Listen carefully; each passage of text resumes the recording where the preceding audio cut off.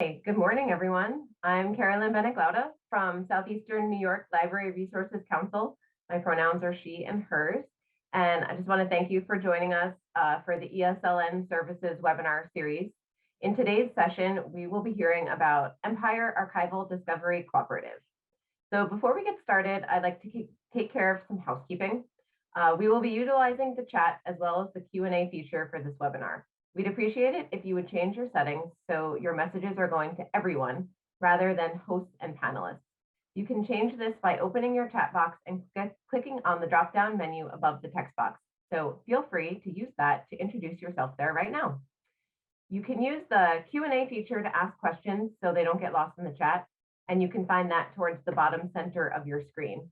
And our presenter will be taking presentations after her presentation. Or we'll be taking questions after her presentation. Live captioning is available for this webinar, and to toggle the subtitles on or off, click the live transcript button at the bottom of your screen and choose either show subtitle or hide subtitle. This webinar is being recorded, and a link to the recording will be shared in the next few days. The email containing the link will also provide information about getting a certificate of attendance. The forms to both request a certificate of attendance and evaluate this webinar will also be posted in the chat towards the end of the session. If you are interested in more sessions in the ESLN webinar services series, you can visit the ESLN website, and we will put a link to that in the chat. If you are unfamiliar with ESLN, this refers to Empire State Library Network, an organization comprising the 9 reference and research library resources councils, each a multi-type library system in New York State. So ESLN's unique structure provides support for libraries and archives of all types and sizes into a statewide platform for shared services and collaborations.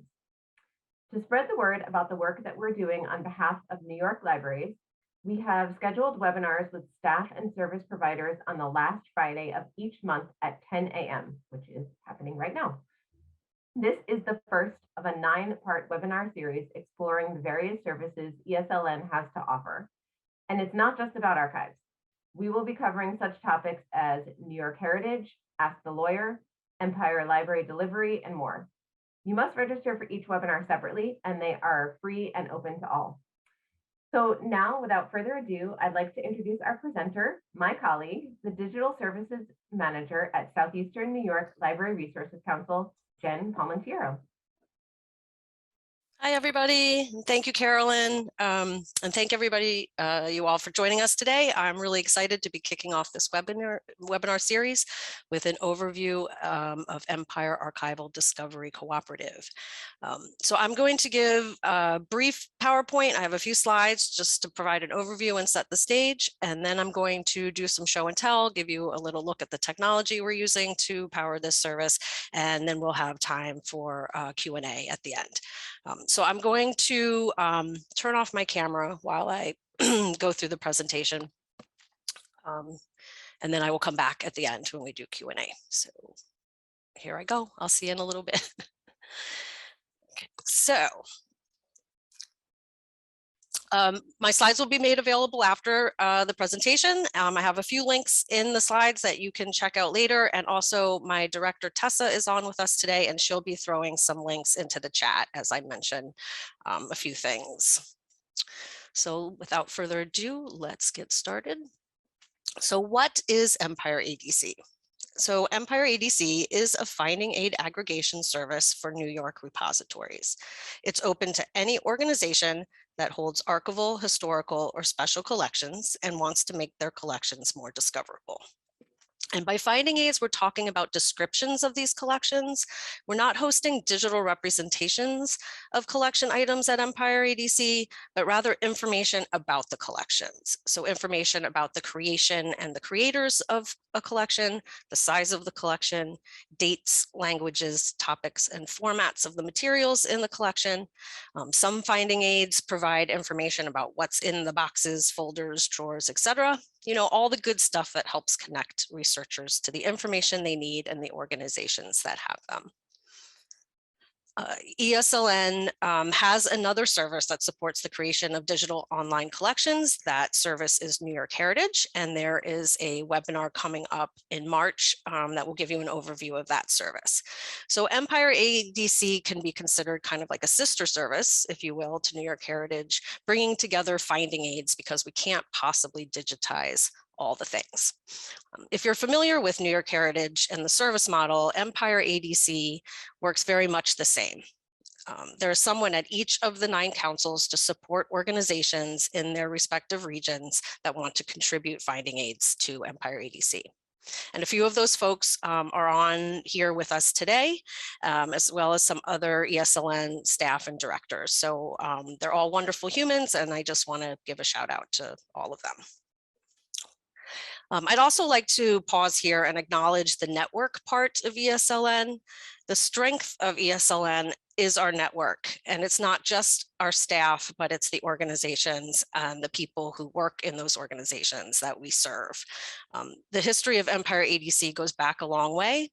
I'll give you a very abbreviated version of that history right now. So the idea for a New York State finding aid aggregation actually came from the archival community in New York. There was a group of archivists that thought that New York should have such a service, and they approached the Empire State Library Network, or ESLN, for help turning their idea into a reality. Many of these archivists came from resourced organizations that could do this kind of work themselves, but it was very important for them that any organization, regardless of size or type or available resources, be able to contribute to such an aggregation. So another thing that was really important to this group is not just that any organization could contribute, but that contribution was done in a standard way. Archival standards were very important to this group, and so they really wanted to see a standards-based aggregation come to fruition. And the standards that we're talking about are encoded archival description, or EAD, and describing archives a content standard, or DAX. If you're not familiar with these terms, but maybe you work in libraries, think of EAD kind of like MARC, and think of DAX like RDA or its predecessor AACR2. So EAD provides us with kind of the buckets for our information, and DAX tells us how to fill in those buckets. And if none of what I just said makes any sense to you, or you're a little confused, do not get scared, do not panic, do not worry. No knowledge of EAD is required to participate in this service, I promise.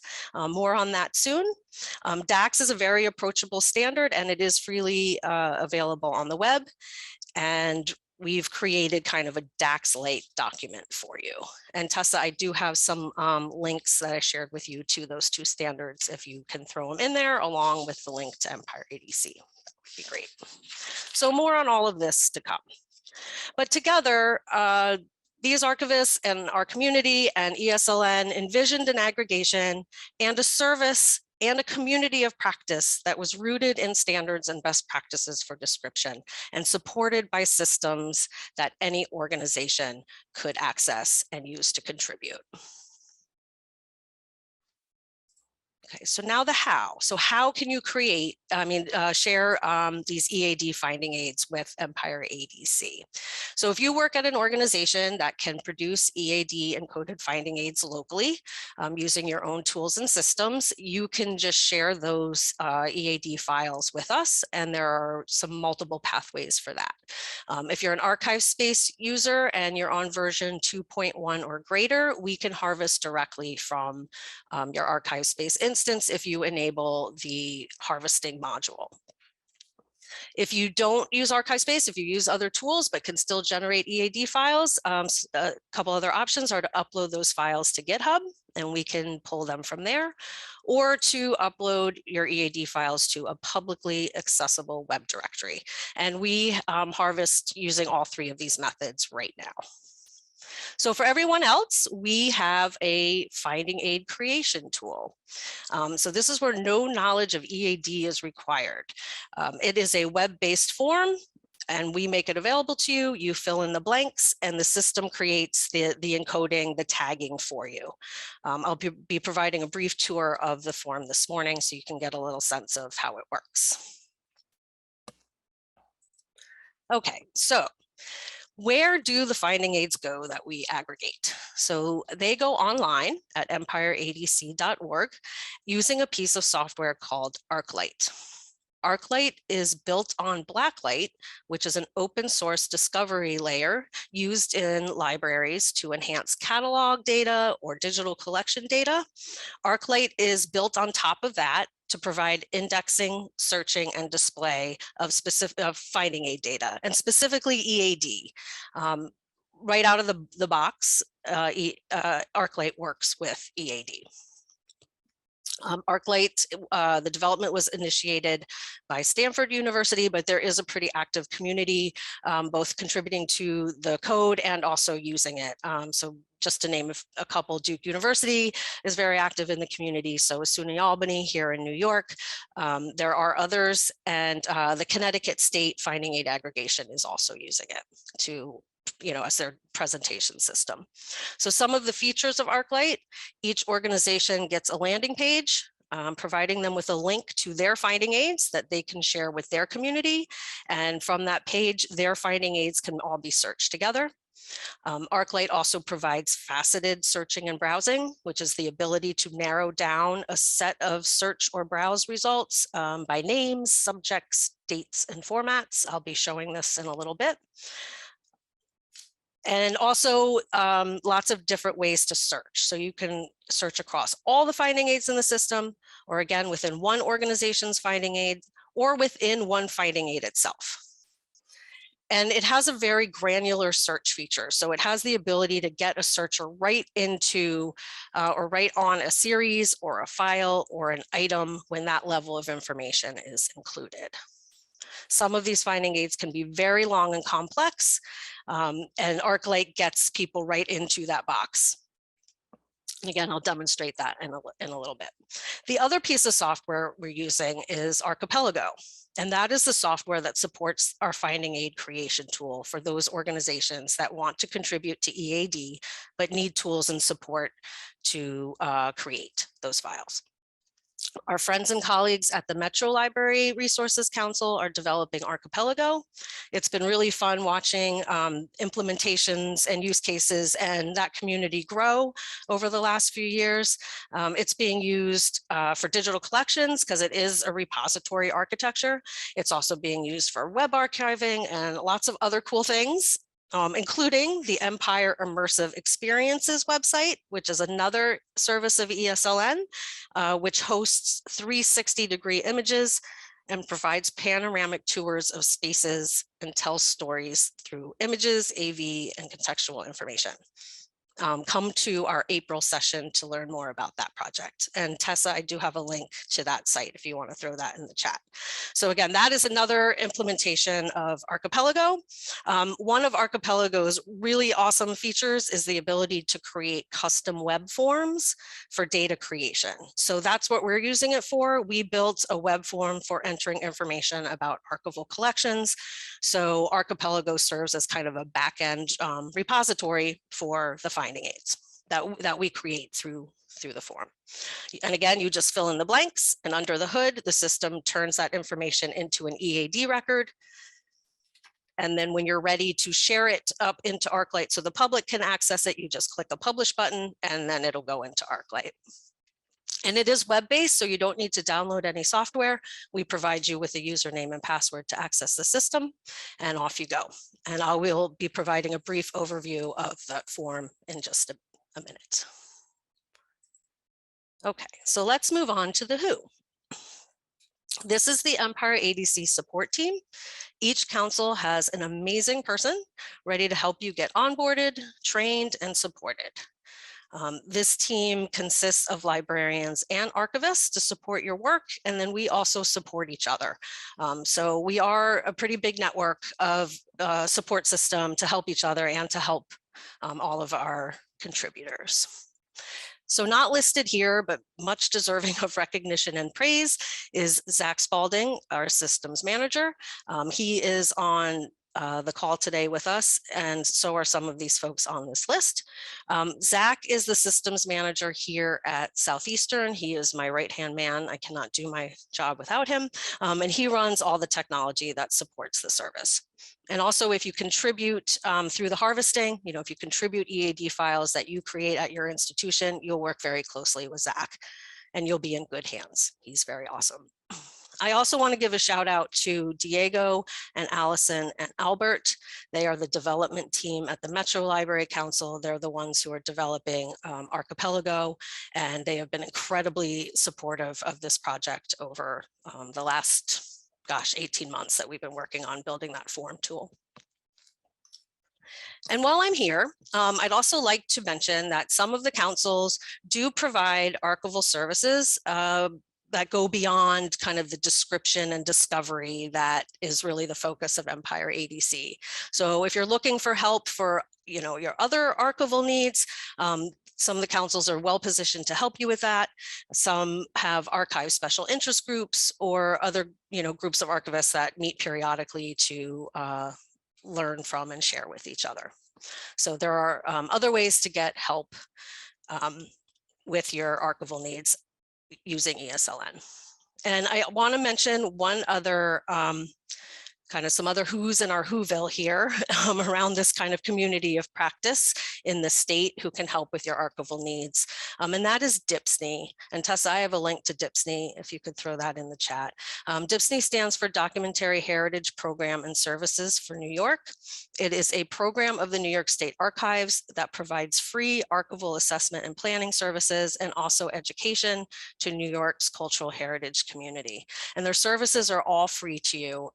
They have archived webinars on their website that are really helpful and cover a lot of topics. And also you can apply to get free assessment and planning help from their staff. So that is available to everybody in New York State. And so if you're not aware of them, you should be. So reach out to them for some help as well. So before we go live and look at the tech, I just want to kind of end this little presentation with the why. So why contribute to Empire ADC? And it's really about connections. Obviously, we want to connect people to collections.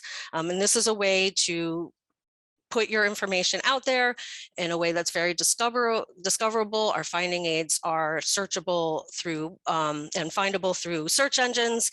And again, you can create a space where your community can connect with your collections through your landing page, but then also discover a lot more, because one of the primary goals of Empire ADC is to connect collections with other collections. There are similar materials scattered in repositories all over the state, and this is a way to bring them together. And this was actually really important to that group of archivists that had this idea in the beginning, because a lot of them, again, did come from kind of larger institutions, but they knew that repositories in their region and beyond, whether they were community archives or public libraries or historical societies, had collections that complemented their own, and they wanted to bring those collections together. And we met Columbia University is one of our most recent contributors, and when we were meeting with them a month or so ago about harvesting their finding aids, I had mentioned that an organization in my region was very excited to see them come on board, because they knew that they had, kind of one of their flagship collections. Columbia had a piece of that same collection. And when I mentioned this to the staff at Columbia, they said, yeah, we have, a little, we have something from everyone, so we've got a lot of things. So they were very excited about this opportunity to bring things together as well. So another reason to contribute is the ability to create structured standards-based descriptions for those of you that don't have the tools to do that on your own, and to do it in a very supportive way with accessible tools and a community to help you do that. And all of this is all about building this community of practice. So lots of connections from people to people and collections to collections and people to collections. One of the things we envisioned about this, again, was building a community of practice. So the more people we can get involved in the project, the more the stronger we are, and we can learn from each other and lean in on each other and help each other do this work. in a standard and best practice way. And I want to mention another thing here because it's kind of about the why, and it also kind of is kind of thinking about network and community of practice at scale. If you're not aware, there is a national project to build a national finding aids network. It's called NAFAN right now, and Tessa, I have a link to that if you want to put it in the chat. And again, national project being spearheaded by the California Digital Library, but very collaborative, working with stakeholders all across the country and some other large institutions to kind of build a big network. And if you contribute to Empire ADC, we can facilitate access into NAFAN once there is actually a system in place to do that. And I do want to say that the way they're going to build NAFAN is organizations can contribute directly to NAFAN. You do not have to go through an aggregator like Empire ADC, but we are positioning ourselves to put our finding aids into NAFAN on your behalf. So you can share with us and then we'll share out with the national system. So those are just some of the reasons why you would want to contribute to Empire ADC.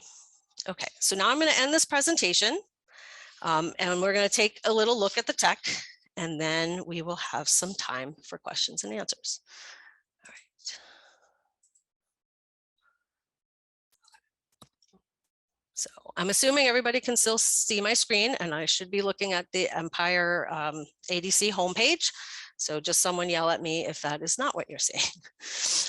So here it is, the homepage, and this is where you can search all the wonderful descriptions that have been contributed so far. You can browse by repository. We'll do a little searching in a minute.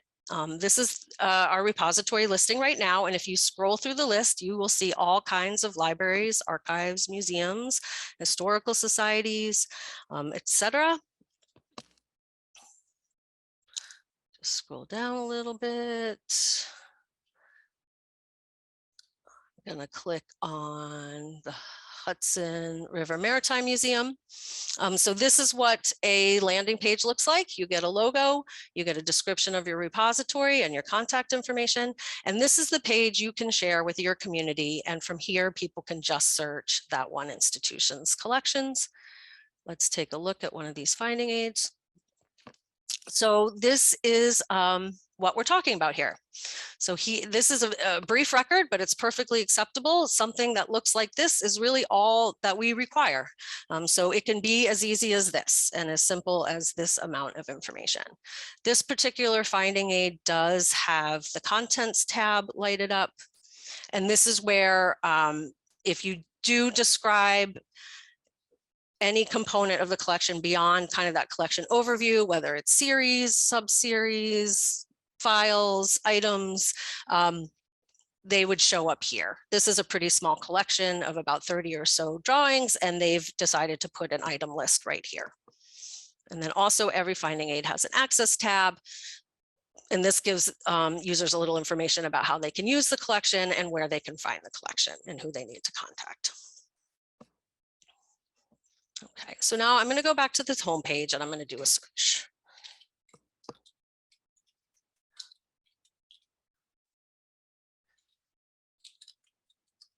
Hopefully I spelled that right. Okay, so I did a search for psychiatry across all the collections, and I got a little over 1,000 results. So anytime you're in more than one finding aid, whether through a browse or a search, you can limit your results by these facets over here. So you could narrow down by a creator, you could select a date range, you can narrow down by a format, and this is what the EAD standard allows us to do, because what EAD does is it identifies information in our finding aids as a subject, as a name, as a format, and that's what makes all of this work. So that's always available when you're looking at more than one record. And when you scroll down your list of results, you will see titles for collections, but also titles for files or series if those are included. So I'm looking at all results right now, and I'm getting a mix of collection titles and kind of file titles. I can group my results by collection. And then that will give me the collection name first and then show me how many times that my search term is referenced in that collection. I'm going to scroll down here because what I want to do is show you kind of the power of the searching within this system. I'm looking for, which one was I looking for?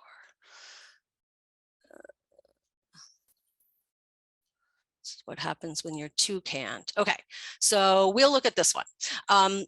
So this particular finding aid is this collection is very big, and my term psychiatry shows up 232 times. All right, so I'm just going to click on this one right here, and this is one of the powerful things about ArcLight is it takes me right into box 306 in this collection where my search term is. And if I look down here, this is a very rich, dense finding aid with lots of information, and it gets me right here into my first search term, and I can expand my way back out the hierarchy and kind of see where this file sits in context. And also if I scroll up here, I can see where I am in the hierarchy of the collection. So that is just some of the power of ArcLight, and like every component like this has its own URL. So I could copy this URL and share it with a colleague or send it to myself and get right back in here when I need to later. Okay, so that's all I'm going to show you about the front end. Now I'm going to give you a little bit of a tour of the Archipelago web form. So I'm going to leave this system, and now I am in Archipelago. Again, completely separate system. We've made the two work together, but this is a different piece of software, so it's going to look a little different. I'm already logged in so that I could quickly just go to Tools and go to Add Empire ADC Finding Aid and show you the web form. So this is the web form we built in Archipelago. It has a number of pages. I'm not going to give you a thorough demo right now, but I am going to kind of run through each page very quickly. So the first page of the form is where we record information about the finding aid itself, and most of this is pre-populated for you. There's only a couple things you need to do here. On page 2, the collection info tab, this is really the heart of our finding aid. As a community, we've decided that these are our required fields if this information is known. And so we ask you to fill out this page of the form as completely as you can. So when it just covers some of the basics, your title, the language, an abstract, the size, dates, creator, so on. So you fill out this page of the form and you are like 99% done with creating a finding aid that meets our requirements. We do ask that you assign at least one controlled access heading or indexing terms. Those are the words and phrases that show up in the facets. They're also hyperlinked in your record, so a user can click on one of these terms and it will execute a search across the system. And we have different categories of controlled access headings, but you don't have to assign one in each category, just one. That's it. And you do what's relevant to your collection, and you can do as many as you need. And I'm just going to give you a very brief demo here of how this works. So within each of these categories, we provide standard thesauri and vocabularies that you can look up right through the form. So there's some Library of Congress vocabularies in here. We've got the Getty Art and Architecture thesaurus. We have Wikidata you can look up. We've got medical subject headings, all kinds of good things to create standard, consistent headings. So let me just show you how this works. So I do a search, I click on my term, and it goes right into my record and gives me the ID for that term at the vocabulary. So a lot of these work the same. I can look up mesh right through here. I can look up Wikidata, etc. So that's kind of a really cool feature of the form. Now page 2 has our required elements. If you fill that out and do one controlled access heading, you have met our requirements. But over on page 4 is where we've parked all of these other elements and that you can put into a finding aid. So if you have an acquisition note or an arrangement note, or if you like to include a preferred citation, you can go ahead and add that to any finding aid. Okay. and you pick and choose what you want to add. Over on page 5 is where you can provide an inventory or a container list, where you can get beyond kind of the collection overview and get down into what's actually in the collection. This is not required, this is optional, but there are 2 choices available to you if you want to take advantage of them. One is to upload, say, a PDF that you already have created that has a container list. You can just upload that PDF and it will attach to your collection level record, and users will be prompted to download it through a button on your finding aid. The other option is to use our inventory template. So we have a spreadsheet template that we make available to you. And if you fill out the template according to our guidelines, which we provide to you, then it actually becomes part of that online display. You get those really granular results like I just showed you under that contents tab. So all of the information in that inventory spreadsheet kind of comes out of the spreadsheet and becomes part of the finding aid online. So those are the 2 options.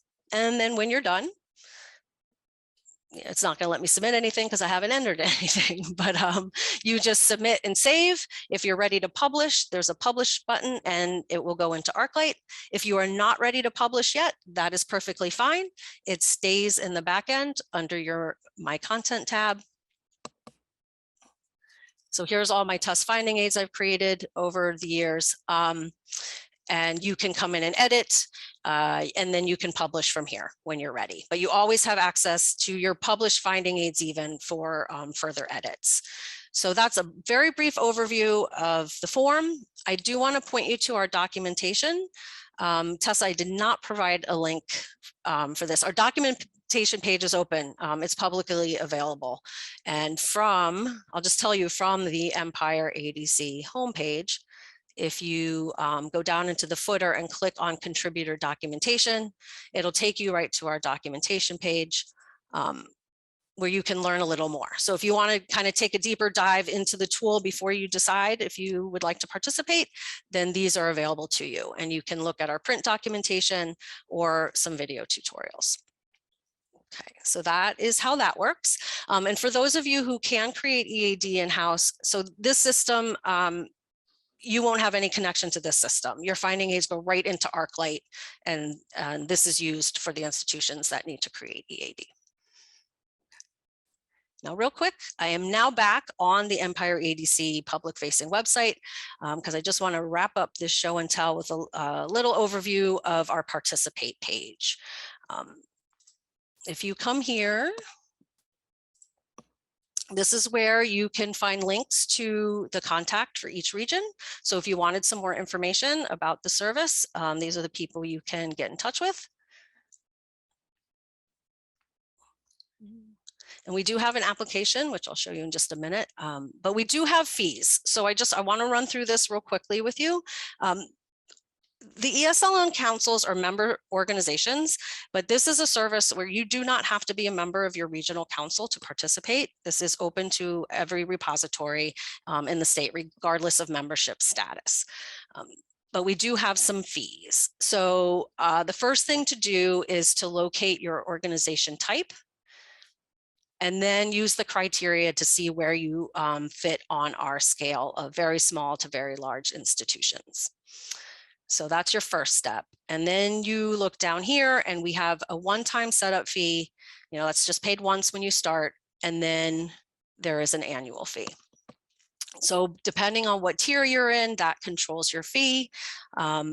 And then your annual fee is here. And I do want to point out that if your organization is a member of your regional ESLN council, there is a 20% discount. And I also just want to point out that if you are in the very small category, then it is free. There is no annual fee for you. You pay the one-time $50 setup fee, and then there are no annual fees. So after you've taken a look at this, and if you're ready to take the plunge, then we just ask you to fill out this application. Okay, and on this application, you will select your criteria. So that's why it's important to look at those charts first and know where you fall. You send in your application, and then your regional liaison will be in touch with you and make a plan to get you onboarded and up and running. So that ends my presentation. So I'm going to stop sharing my screen right now so I can come back and I can share it if people have questions, and I need to do that. But let me stop sharing right now. So I was not monitoring the chat while all of that was going on. So I don't know if any questions have come through. Should I look through, or Carolyn, have you been capturing them? Or, oh, I see a Q&A. Okay, so I'm going to read this one question that did come in through the Q&A. Is it possible to start by just uploading PDF inventories and then modifying after the fact and changing it to the richer hierarchical inventory using your template later? So if you're talking about this, just the inventory piece, absolutely, that's fine. So no matter what, if you're using our Archipelago form tool, we do ask you to create that at least a brief collection level record using the form. So that very first one I showed you from Hudson River Maritime Museum, it's very brief, it's not a lot of information. So if you could just plug something in there and then attach that PDF, and that can serve as your record until you have time to go back and create a more detailed record. And yes, you can always use that inventory spreadsheet and delete the PDF and then upload the other inventory. Everything is editable after the fact, even after they're published. So yes. Any other questions? Jen, I saw some come through. Sorry, this is Rebecca. I'm just going to unmute myself, but Sure. I saw some come through in the chat. One is, if we build our finding aids through the web form, can we get them back in XML? Absolutely, yes. So right from your every finding aid within that backend system has the option to download the EAD XML file. And we're actually supporting EAD 2002 and an EAD 3. So you can get one or both out of the system, save them locally, and repurpose them in any way you want. Yep, good question. Great. And then one more came in, just clarifying, we can feed our archive space EAD finding aids into ArcLight, and Archipelago is used only when creating quote unquote new finding aids? Yeah, so if you're an archive space user or otherwise can create EAD locally at your institution, Archipelago doesn't even come into play for sharing with Empire ADC. We take your finding aids and they go directly into ArcLight. And then if you need to make edits, you do that locally, and then we'll pick up those edits and any new finding aids on subsequent harvests. So Archipelago is not used, again, for people who can use archive space or another EAD producing system.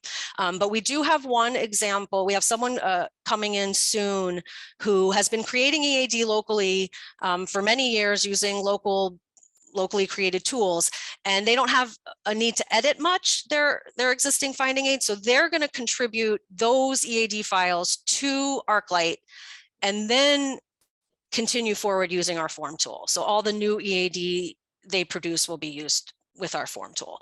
So that could be an option too for anyone out there who's creating EAD now, but maybe looking for another system to do that. So I hope that answers that question, but let me know if it doesn't. Thanks, Jen. We'll give it another minute. I just prompted for more questions, but I don't see any others coming in. So feel free to add them to the chat or the Q&A. In the meantime, I'll just say that our next session in this series is covering New York historic newspapers, and that's taking place on February 25th. All right, I don't see anything else coming in, so I'm just going to say thank you, Jen. We really appreciated hearing about this. My pleasure. People were asking for the PowerPoint presentation. Is that shareable? Okay. Yep. Right. Actually, I can put the Google slide deck. I'm pretty sure I copied that right before I started. So let me put that in there and see. Oh, that went to hosts and panelists. Let me try that again to everyone. So you should be able to get to that. That's the Google slide deck. So yes, please share that with your colleagues, and do get in touch with your regional liaison if you have any questions. And they'll reach out to me if I'm needed to answer them. But we're here to help you and to help you think about workflows and how we can help you share your wonderful resources with a wide audience. So great, thanks, Jen. And as we mentioned at the beginning, This is being recorded. Jen, I'm going to take your PowerPoint. I'm going to put that up on the ESLN website as well. So those will be added. And I'm going to send out an email at the beginning of next week that has this information. And if you didn't catch it, let me stick it in the chat once more. Certificate of attendance and evaluation form. And again, our next session is on February 25th. So feel free to register whenever you want. Thank you so much, Jen. We really appreciate you taking Yeah, the thank time. you. Thanks, everybody. Thanks for spending some time with us. Yes. And thanks, everyone. Have a good weekend. Happy Friday. Yes, happy Friday indeed. Bye. Bye. Looks good. Hi.